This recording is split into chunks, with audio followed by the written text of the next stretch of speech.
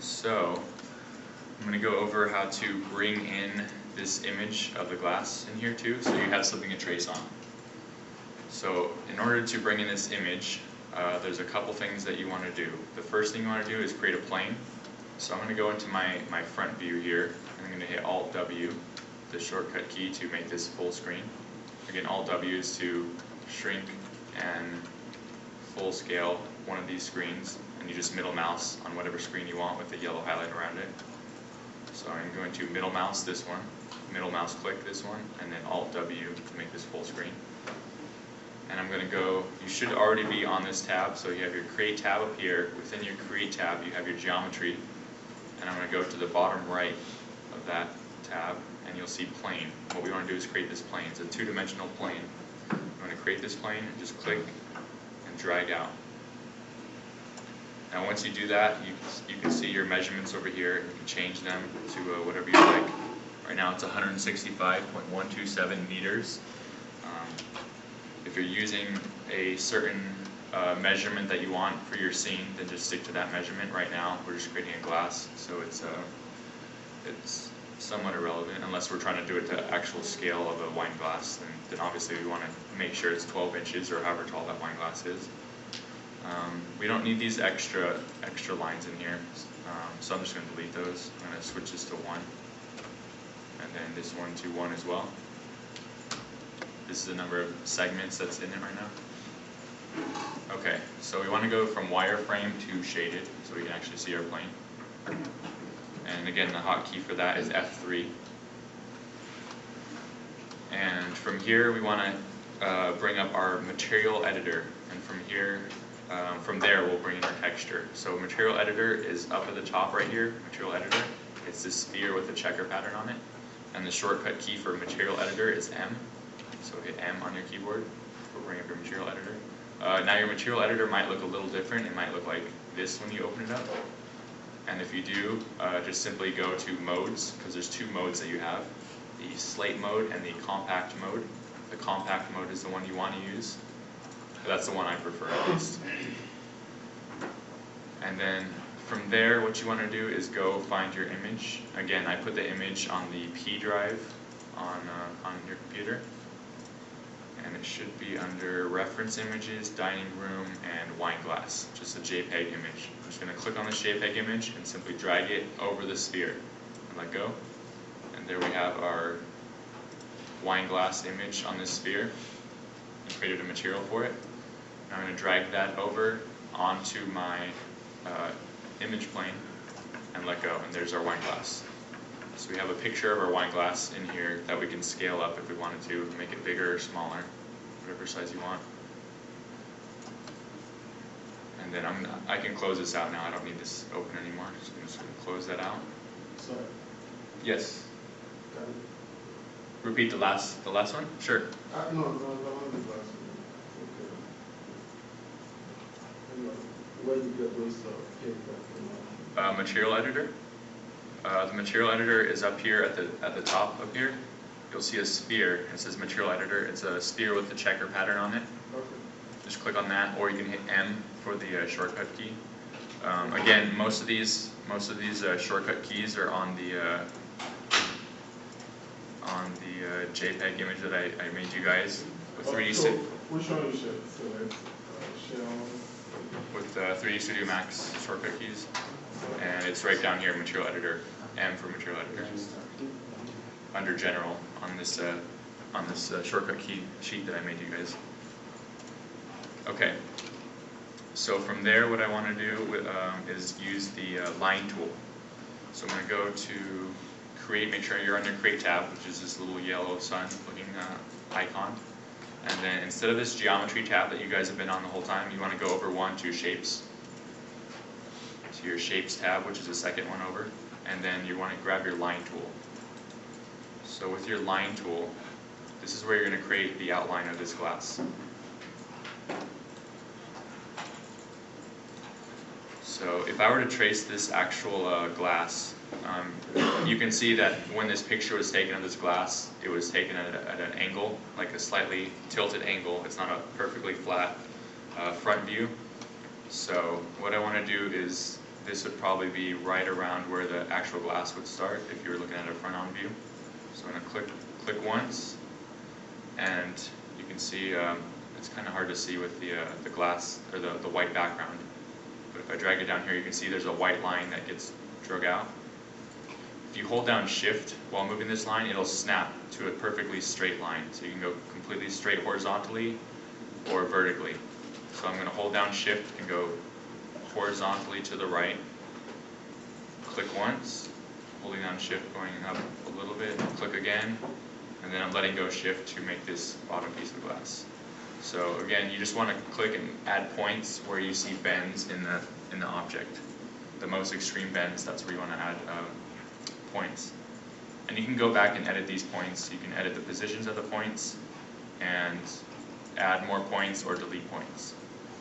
So I'm just going to go through here and add points to this glass.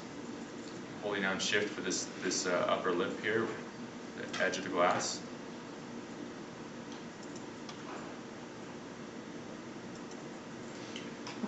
I assume it does some kind of smoothing at some point? Yes. Okay. I'm going to do that after I finish just a simple contour. So what you can actually do, so I finished, once you click your last point, you want to right click, and that signifies that you're done with your line. So what you could have also done is, once you click once, you can click and hold down the left mouse button, and it gives you this bend option. So you can choose how you want your bend to appear. So you can create a very organic shape or a very hard surface shape very easily. And you can go back and change these bends or get rid of the bends completely, which is what I'm going to do right now with this glass. Okay, I really wish this background was a different color, but let's see, I might be able to.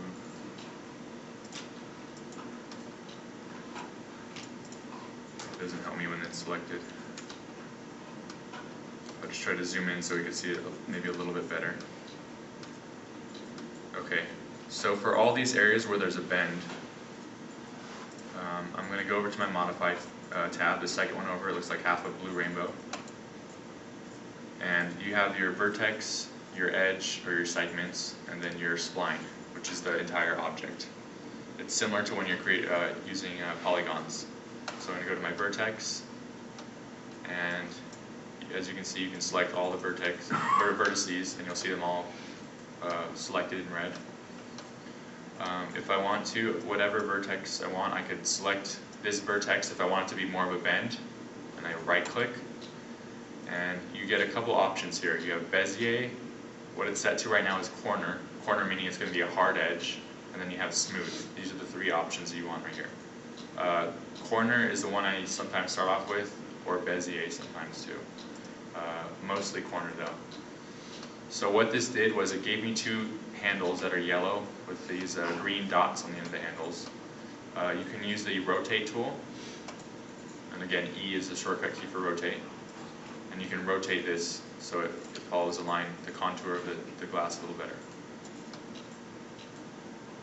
But be careful with these Bezier curves, because the more you have, the more geometry it'll add to those areas, because it'll smooth out those areas on the geometry, but it'll actually add more polygons.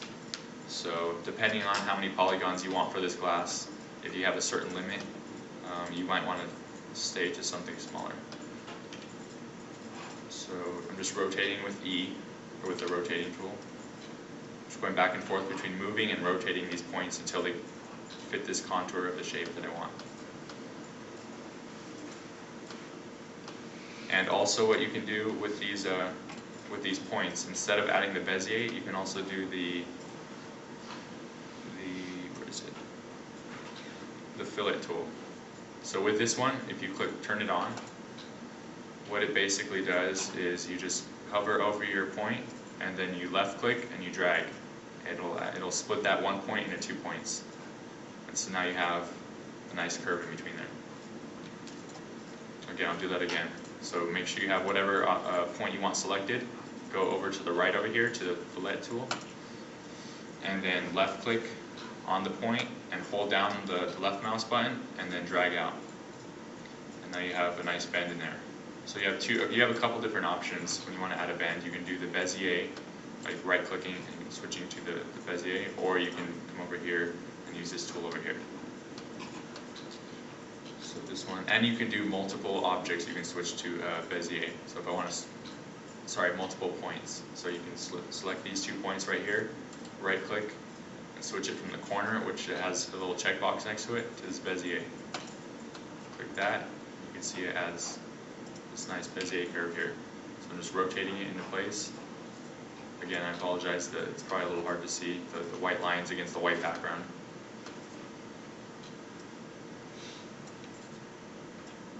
Just moving that into place.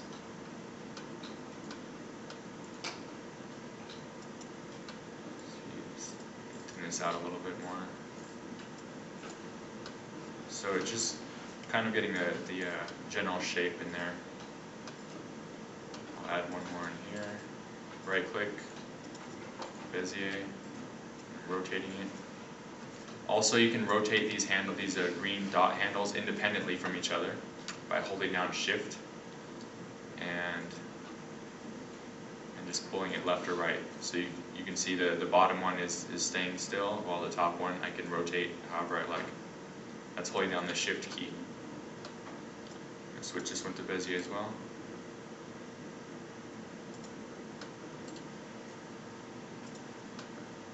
Rotating it.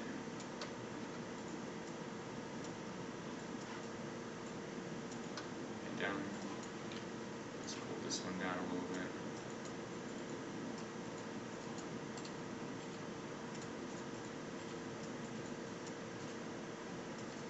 Rotate that into place, and I'll pull this down a little more. Alright, that's looking about how I want it. I can always go back and make changes to this too. That's what's so great about the line tool, is you can go back at any point and make changes to it. I'll add the light right there, like so. Click on this one, something like that. Just turn it off when you're done. Also, what I can do is push these all the way until those 2 points touch, and then I can turn this off and combine these 2 points together. So see how there's 2 points right on top of each other? If you select both of them with the marquee and you go over here to weld, it'll combine those 2 points together and weld them together. So now when you click on this, it's just 1 point now. Okay, so let's say that this is looking how you like it, and it looks pretty good. I'm going to pull this forward so we can see a little bit better. Alright, this is where the magic happens, the lathe modifier.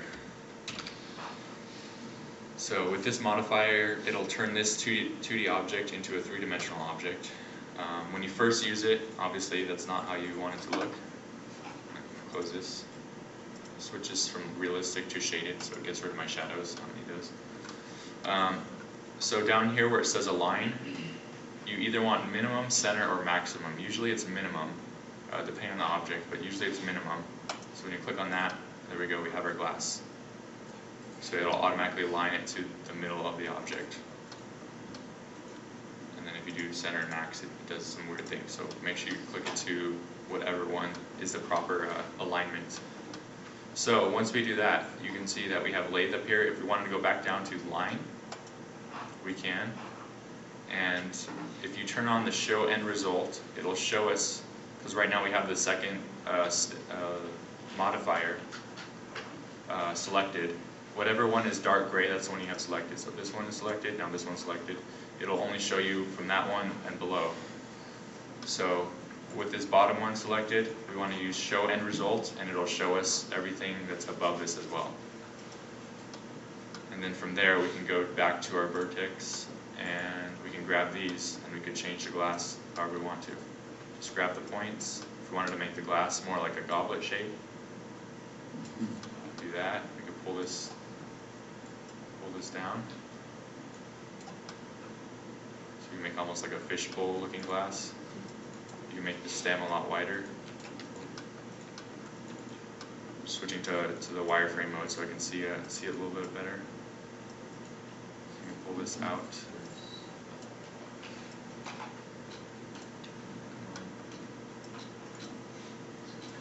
There we go. So you can do some really crazy shapes here.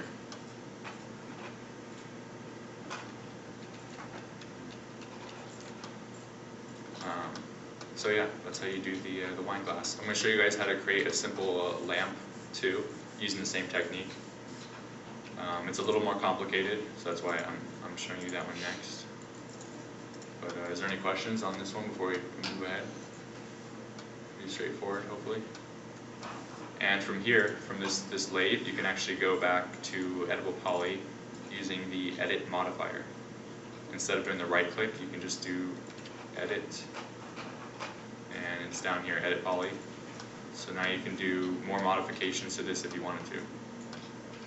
If you wanted to get rid of some edges, add some edges, you can do all of that. Let's say you wanted to add or delete, double click on these guys. Let's say there's too many edges in here and you're trying to clean up the geometry. Control backspace and you get rid of some of these. So you can quickly change the shape of this guy. Okay, I'm going to show you guys how to do a lamp. It's using some of the similar techniques, but it's a little more complicated, or slightly more complicated. I put up here some lamps examples. This is the one I'm going to be doing right here. It's in the P drive folder. So there's this one, there's also this one, and this one. Whichever one you guys want to do, or if you just want to look up online and get a lamp different from these guys, you can do that as well. But this is the one I'm going to do and show you guys how to do it. Okay. So let's see, I'll just move this to the side, or I'll hide selection. So you can right click and hide selection, and your selection is hidden. And if you want to show it again, you can go up to the top up here, toggle layer explorer, open this up here, and just turn on these light bulbs again. Again, these light bulbs signify hiding and unhiding an object. And it's always good to name your objects too, like I was saying. So instead of line, you'd want to call this like something like a wine glass. And you can call this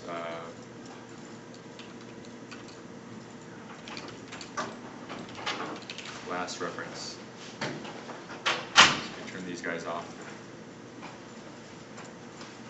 So there you go. Or you can put them on a different layer if you wanted to. That helps as well. So you can select these two guys, create new layer right here. You can click on that, and now you can create a whole new layer. If you want to call this your wine glass layer, now you can just turn that off completely. And then your default will always be there. So you can just switch back to your default. Again, these little blue papers right here signify which layer you're going to be creating a new object on. So I'm going to stay on the default layer for right now. And I'm just going to close this out for right now as well. Okay, so I'm going to bring in my new image. It's going to be similar to what we did a second ago with the wine glass. So let's switch to my front view.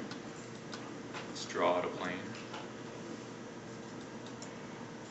Let's see what size this image is. So I'm going to right click on the lamp one, but that's the one I'm going to use.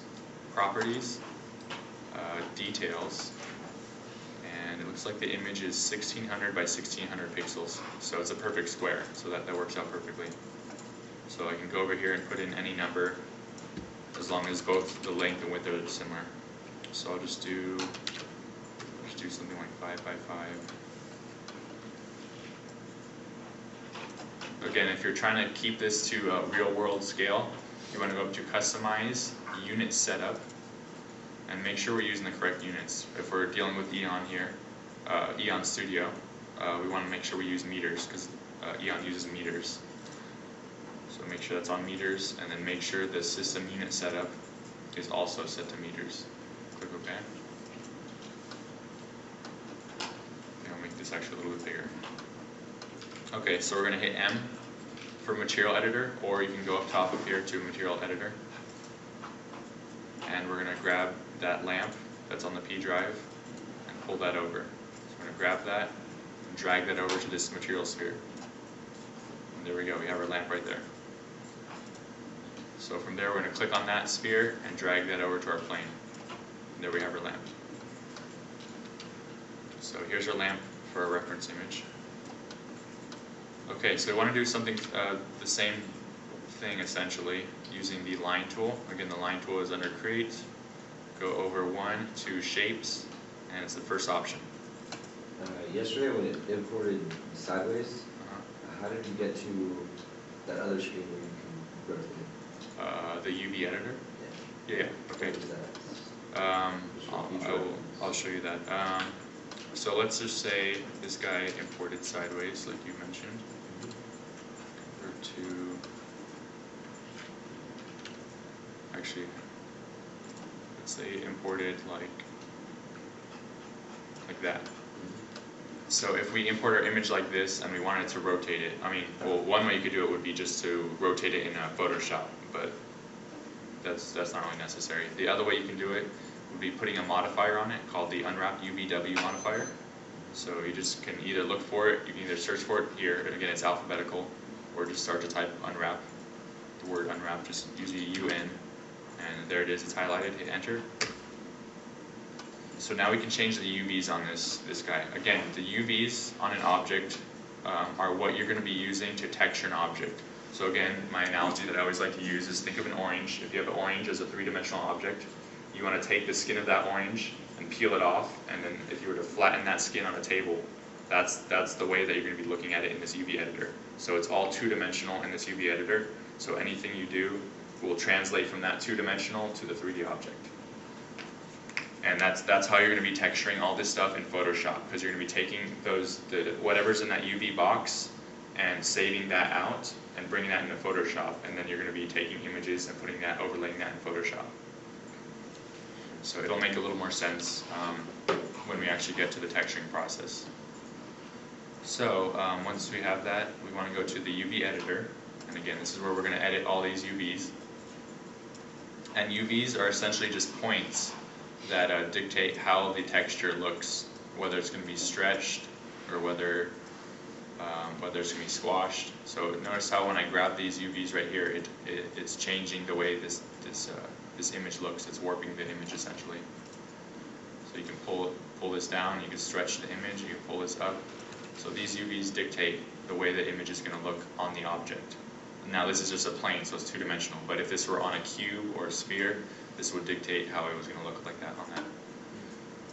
Okay, so if we wanted to rotate it correctly, similar to in polygon mode or in a line mode, you have your vertex, you have your edge, and you have your polygon. And you have the same tools right here, vertex, edge, and polygon.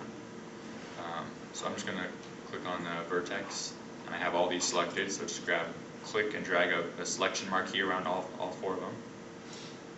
And then what I usually use are these rotate, these little rotation icons here. So you can see this rotates it clockwise 90 degrees, this rotates it counterclockwise 90 degrees. So it looks like we need to rotate it counterclockwise 90 degrees. So we're going to click on this once, and you can see nothing happens until you come over here and you just click somewhere over here. I usually just middle mouse click. Okay, so it looks like we needed to go the other way. So I'm going to click this twice to rotate it 180 degrees essentially. And there we go, we have it right side up. Is there any questions about that? Or is that pretty straightforward, hopefully? Okay. Okay, so once we have that looking good, I'm just going to convert this, collapse it back down to an editable poly. Alright, so let's start with the line tool again. So let's go to line. We're just going to trace this guy again. I'm going to show you guys today two types, or two lamps I'm going to be building with for you guys today. The first one will be using or creating a low poly, what's called a low poly object, with barely any polygons on it. And again, this is for if you're doing a mobile application, you want a low poly object, or just in general, you want something with not a lot of polygons, not a lot of subdivisions or cuts in it. The second one I'll be showing you will be a high polygon object. This one is never usually used in any application. What you do is take all the detail from the high poly object, overlay it to the low poly object, and then what's referred to as baking those two together. It's a term you'll hear in 3D a lot, is baking. And what baking essentially does is you're taking an imprint of all that detail and putting it onto a two-dimensional map for the low poly object. So when you put all this detail onto the low poly object, it's gonna look essentially as, all that detail will look the same as the high poly. It'll be tricking the eye into thinking that it has all this extra detail without the detail there. So that's what's usually used with any sort of mobile app. Lots of video games use that. I'm sure they use that in the movie industry too, to save on render time. So this is the method that we'll be doing. Okay, so let's start off with our low poly object. So I'm going to do the same thing I did before and trace this guy.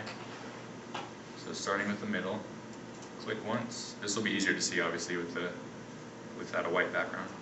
So I'm holding down Shift so that it snaps directly horizontally. So I'm clicking once. Again, similar to the wine glass, the way this picture was taken is a slight angle. So I'm going to try to compensate for that by not starting at the very bottom where the contour is. Okay, so it looks like it goes straight across. I'm probably gonna have to pull this up later on. Let's see, go here, here, here, here. Yeah, I'm definitely gonna have to do adjustments. So I'll come back to this. Don't worry. I'm just gonna put one here, here. I'm holding down Shift. Place one here and here. Add another right here. Looks like this comes out a little bit. And you can use the middle mouse to pan around. Holding down the middle mouse and clicking with the middle mouse, you can pan around. And then you can use the middle mouse to scroll, using the middle mouse wheel to scroll in and out. So that's what I'm doing. Just clicking there. Like I said, anytime there's the contour changes dramatically, that's where you want to add another point. And again, you can go back and delete these points if you don't want that point, or you can add more points if you forget to add a point. I'm just trying to get the general shape in here though. So I'll go back and delete the point I made a second ago.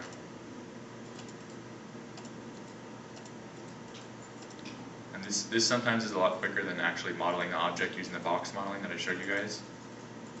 Using the points and getting the contour in there to get a more accurate representation is sometimes better. See, I'm just going to go through. I know obviously there's supposed to be a light bulb in there, but for right now I'm not going to model a light bulb. I'm just going to model the shade around it. Again, whatever you model will be dictated by what's going to be seen in the application. If you're going to be able to just see from this view the lampshade, then there's no point in modeling the light bulb. That's just a waste of extra memory with the model. So what you want to do is just model what you're actually going to see.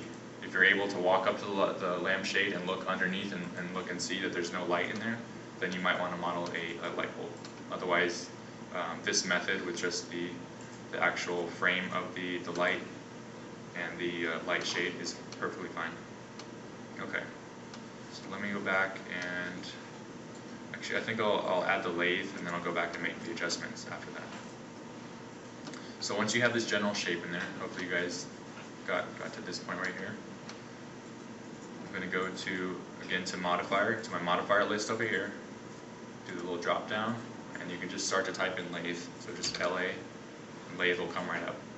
Just hit enter, and then it'll add your lathe. And you have to change the alignment to minimum. There we have our lamp. Okay, so as you can see, we need some adjustments here to follow the contour a little bit better. So we're on lathe right now. We want to drop down one layer, modifier stack layer, to the line. And again, when you do that, when you drop down to line, you're going to lose the lathe visibility, because whatever layer you have selected, that's what it's going to show, everything for that layer and below. So what we can do to fix that is this little button right here, show end result. It'll show everything above this layer as well. So click on that so we can see the layer still. Something I showed you guys yesterday was how to switch to X-ray mode. And what that essentially does is makes your object transparent so you can see your image behind it. And X-ray mode is Alt and X. And it lets you see through your image.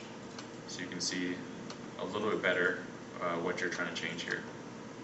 So I'm going to go to my vertex so I can grab the points. And I think I'm going to pull these, just going to drag these points out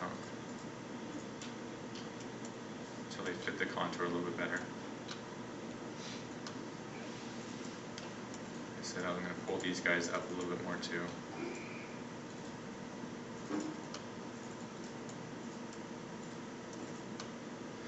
To add points, just for reference, if you guys want to add more points, just scroll down over here to where it says refine. Refine essentially just means if you want to refine the shape of the object, you can, anywhere you want. When you see the icon change, you just click, bless you, you just click once and you can change this point, add it. To subtract a point, you simply just click that point and hit the delete key to delete that point. Okay, I think I'll add, I'll use the fillet tool, click on that, and then I'm going back over to the point that I want to round out a bit. I'm going to click and round that out, so I get a better shape here. And then I'm going to turn it off. Make sure you turn this off when you're done, otherwise the next time you click again it's going to start to round out everything else. So turn this off when you're done. I'm going to drag both of these and I'm going to try to make it fit this, this image a little bit better. Again, to select multiple objects, multiple points, hold down the control and then either click on those or create a selection box around those. And then I'm just using the move tool along the x-axis and pulling this out.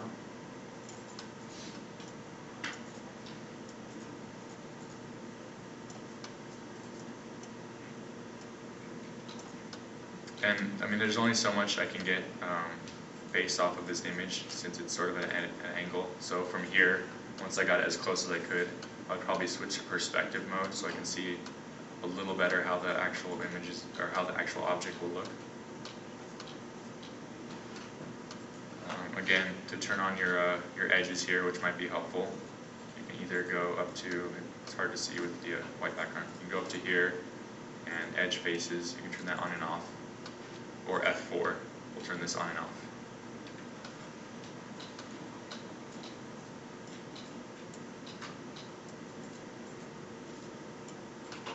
Again, this is going to be our low poly short for low polygon, meaning not a lot of polygons on the object. So if we were to go over to our statistics, again, our statistics are going to show up here when we hit the 7. So this will show us, I'm going to change the configuration, so go down to configure, statistics, and let's see, so you can show our poly count, our tri count, our edge count, and our vertex count. We don't need the frames per second. And then I'm going to switch it from total to total plus selection.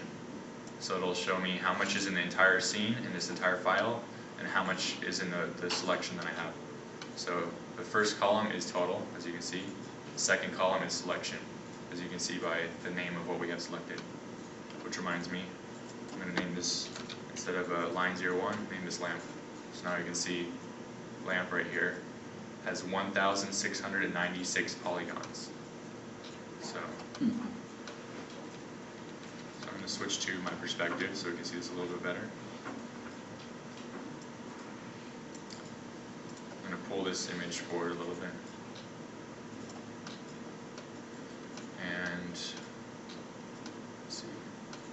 What we can also do is you can see that there's a hole up top up here, so I'm going to close that gap. So I'm going to go back down to line and switch to vertex. Click on this one and we're just going to pull this towards the middle. It's going to close that gap. Like so. And then probably the same thing at the bottom, I'm sure. No? Okay, that one looks fine. If it was the case, you would just pull this towards the middle. Another thing I didn't show you guys yet for the wine glass, or just from yesterday in general, is when you go up to lathe, you can dictate how many sides that this shape is going to have. So right now, this cylinder is 16 sided, and I know this because right here it says segments is 16 sides. So these segments dictate how many sides. So I can drop this, so you can see as I'm dropping it down with this arrow. Nice. Drop it down to it if you want a triangular lampshade or lamp frame. You can have a square lamp frame, which obviously changes the design quite a bit. And you can slide this up to as many as you want, 120 sided figure, which you can see is a lot of polygons, which you never want, unless it's for a high poly, but even then, you might not want something that much. Okay, so I'm going to stick to something like, let's see, either 10 or 12 sides, because this is my low polygon, so I'm going to stick to something that's a little more lower. So let's try 10. Again, the number of sides will be determined by what this is for. So if you're going to be seeing this lamp shade from way out here, this lamp from way out here, 10 sides is perfectly fine. If you're going to be looking at the lamp from way up close up here, you can see that it's not perfectly round like in the picture. So right now, I think this is probably going to go in a room. So I think for right now, something like that might be okay. Okay. So let's see. Let's make sure that this is looking okay. One other thing I might want to add is you can see how it drops down here and there's sort of a dip right here on this base. So I'm going to go back and add another point in here. So I'm going to go to line, make sure you have your vertex selected. I'm going to go to refine. So just click on refine. Let's add a point right in here. Select this point and let's pull it down. That was the refine tool? Yes, this is the refine tool. So it's just right here. Yeah. So you can add more points. The whole circle. Yes, it adds to everything because I have the lathe tool showing right now from this show end result button. As you can see right now, there's a lot of detail in here. I might get rid of this because I don't need that much detail for at least a low polygon version. I'm just trying to see where I might need to change. Okay, that has the general shape. Again, I'm just going for the general shape in here. Nothing too fancy.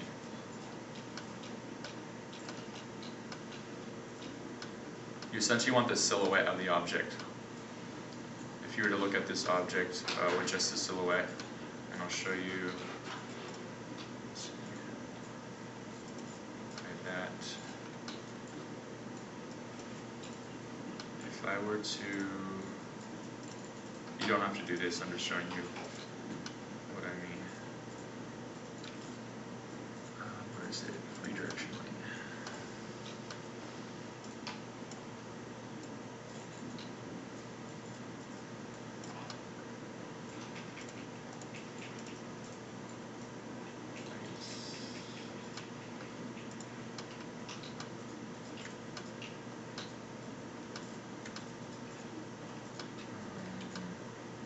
Actually, you know what? I'm just going to throw a black material on this one.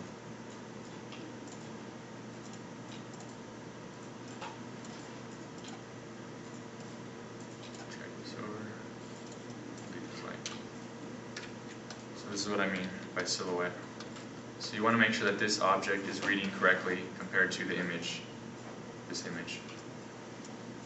So as long as it has the base right here, you see this part comes up, it's got this round piece, it breaks up right here, just like on here. It comes up right here, and then it goes straight up with this little notch part right here. So as long as that part is reading well, then you're in pretty good shape, at least for the low poly version.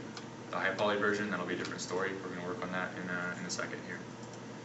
And as soon as I fix this part, I don't like how many, like I said, I don't like how many edges are in here, so I'm going to fix that.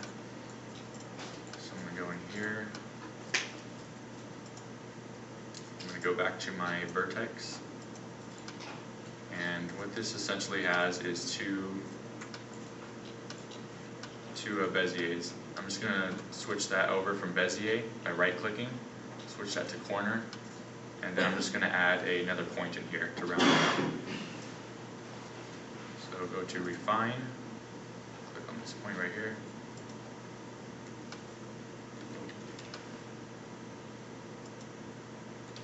There we go. And then just pull this out. This is for the low poly?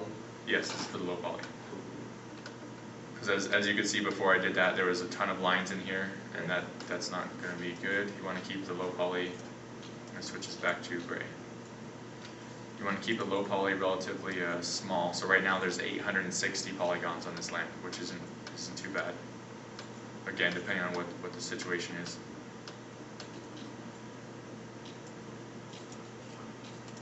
Okay, so let's make the lampshade, and then we'll create the high poly for this guy. So let's create that lampshade. For the lampshade, I'm just going to use normal box modeling. So I'm going to go back over to the Create tab, go to Geometry, and then set up box like we've been using. I'm going to use a cylinder. So click once. Let's turn our plane back on. A little light bulb. I'm just going to close that for right now. Switch back to my front view.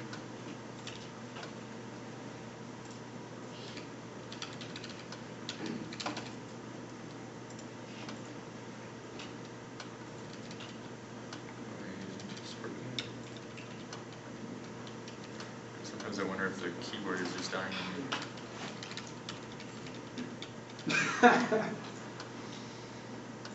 It's weird. It's not letting me switch to the front view. See, I'll manually just switch over.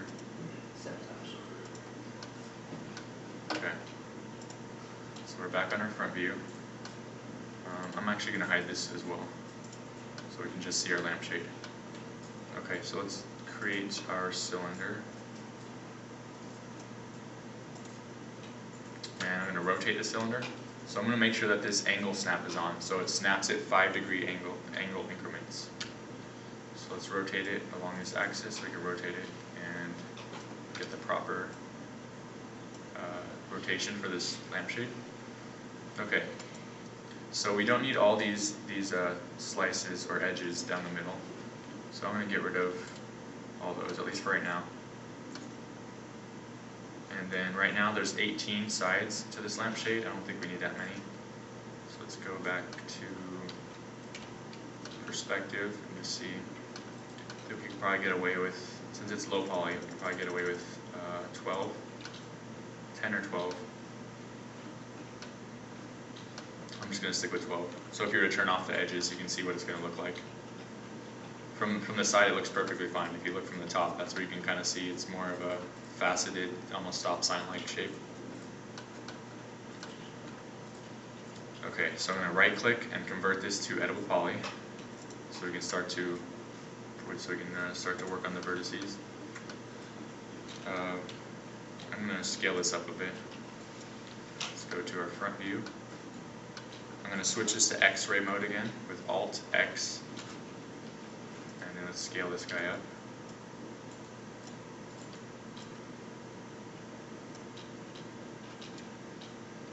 Switch.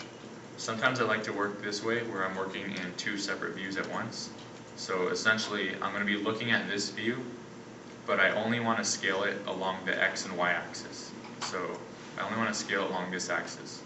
I don't want to, if I grab it from the middle right here, if I grab it from the middle, like so, it'll scale it in every direction. So I want to scale it just along these two directions at the bottom. So make it wider like that. Okay. So we want to create some sort of inset right here, so we can now hollow out the middle of this shape. So we're going to go to polygon, click on this polygon, click on this polygon, and we'll add a inset. So if we go down here, we see inset tool. We're going to click on the settings box next to it. And then now we can choose how much we can slide this in and out. So we can choose how thick we want the lampshade to be. Again, this is sort of an arbitrary number, 0.08, 0.1, anything like that. We're just going to do 0.08. Click enter and click this little checkbox when you're done. Okay. I'm going to delete that middle part right there. And I'm going to, let's see, actually before, I was going to connect these inside edges, but before I do that, I think I'm going to add some connect edges over here to get this, That's what I did. to get this lampshade, this nice curve right here for lampshade. So let's add some more edges in here. So go to connect, and we'll just do three. Three should be fine. One thing I haven't showed you guys yet is how to convert from edge selection to vertex selection without losing your current selection. So right now I have all these edges selected. If I want to convert all these, let's say I want all these points that all these edges touch to convert over to that selection, I could hold down Control, and if I want the vertex to be selected, click on that. And now all these vertexes that were touching that line are selected. You should be able to do the vice versa. Well, there was more points selected, so if I would go back over here, it's going to get all the lines that are touching these vertexes. So not only the horizontal lines, but since these vertical lines touch these points, it's going to do that too as well.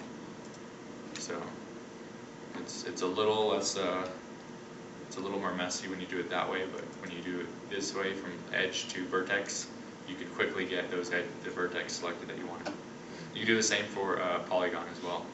If you had this polygon selected, you want to switch these to vertex, click on that, and you have these vertex selected that you want. So again, just hold down Control and click on whichever option you want. Okay, so having said that, let's scale these guys in a bit. So I'm just going to go to the X and Y. Again, whatever one you're hovering over, it'll change to yellow for your selection. So if you wanted to scale along the Z-axis and the X-axis at the same time, hover over to this 90-degree angle and then drag, and it'll do both of those angles. If you want the bottom X and Y selected at the same time, you can drag along those angles. And then if you want these two angles.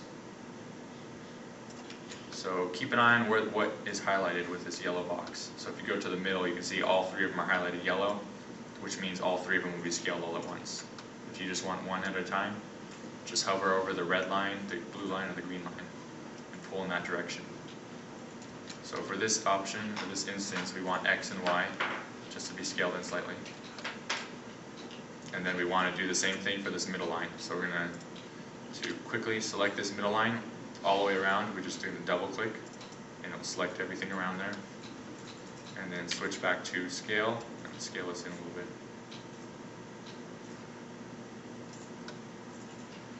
Let's go to the front view. So it's looking about right there. Scale out a little bit. Again, this is for the low poly version, so it's just trying to get the general silhouette. It doesn't have to be 100% exact. Okay, so now what I'm going to do is bridge these guys. So I'm going to go to selecting my border edge. Again, border edge, we'll select any open face, and right now these have an open face right here. You can see this edge right here is open. So if I select this edge right here, and using the border edge, if I control and select this one right here, it'll select both of those edges, and we're going to use the bridge tool to make a connection between the two. And since there's 3 segments on the outside, we'll make 3 segments on the inside as well. Okay. Okay, so now we should have 3 segments on the inside as well. I'm just going to click this and scale it in. Click this guy, scale that one in as well. So there we go.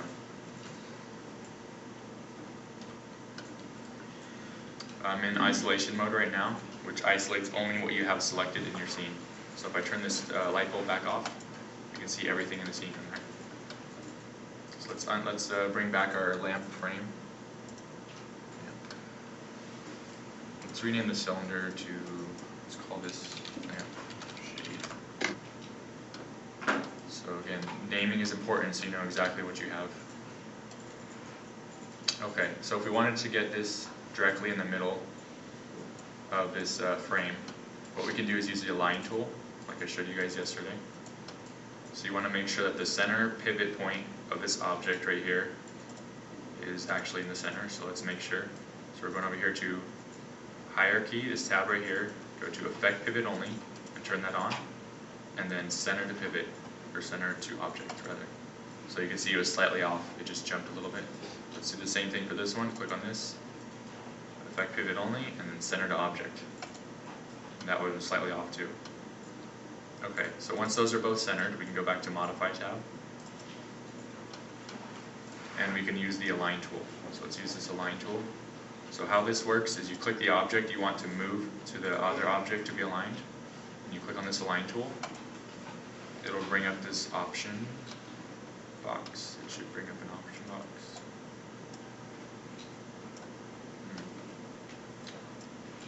Let's try the quick align. So let's quick align this. Okay, so with the quick align, I'm not sure where the option box was with this one. There we go. Okay, there's the option box. So you have the option to choose X, Y, and Z position. But I already aligned it to the middle of this. So I'm just going to raise this back up to where it should be. But right now, if you were to look from the top view, it should be perfectly centered around that frame right there in the middle. So let's just go to our front view and make sure this is perfectly aligned. X-ray mode. Slide this guy down just a bit. Get out of X-ray mode. Okay, so here is our low poly lamp. Is there any questions for the low poly lamp so far? Let me see how long we've been recording. Okay, so I've been recording a little long. I'm going to stop it right here before